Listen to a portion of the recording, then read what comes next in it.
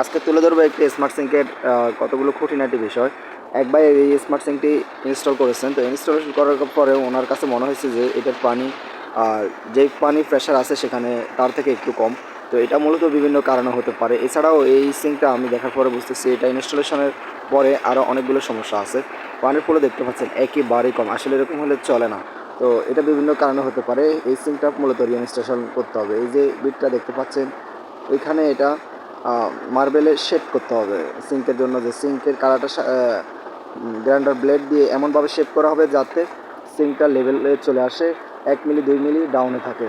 এরপর সিলিকন দিয়ে আপনি অথবা এমসিল দিয়ে বসা দিতে পারেন, এতে করে আপনার জিনিসটা ভালো। আর এখানে টুইন ওয়ান অ্যাঙ্গেল স্টক ব্যবহার করা হয়েছে। টুইন অ্যাঙ্গেল স্টক ব্যবহার করলে পানির ফ্লো কমে যেতে পারে। এইটা দেশিটা, তবুও পানির ফ্লো কমে যাওয়ার সম্ভাবনা থাকে, এই কারণেও পানি কমার সম্ভাবনা আছে। তো অবশ্যই আপনাকে পানির ফ্লো ভালোর জন্য সিঙ্গেল লাগবে, সিঙ্গেল অ্যাঙ্গেল স্টক ব্যবহার করতে হবে। এছাড়া আপনি যদি পানির ফ্লো ভালো চান, ছোটো বিল্ডিং, তখন আপনার বুস্টার পাম্প ইউজ করতে হবে। বুস্টার পাম্প ইউজ করলে স্মার্ট সিঙ্কে আপনি পর্যাপ্ত প্রেশার পাবেন, যেটা হচ্ছে আপনার চাহিদা পূরণ করতে সক্ষম হবে। এছাড়া আপনি স্মার্ট সিঙ্ক ইউজ করে 10 তলা 15 তলা বিল্ডিংয়ের ফার্স্ট ফ্লোর, সেকেন্ড ফ্লোর বা থার্ড ফ্লোর এরকম পাইতে পারেন। এর চেয়ে বেশি হলে আপনি পর্যাপ্ত প্রেশার পাবেন না। এই ক্ষেত্রে অবশ্যই আপনাকে বুস্টার পাম্প ইউজ করতে হবে।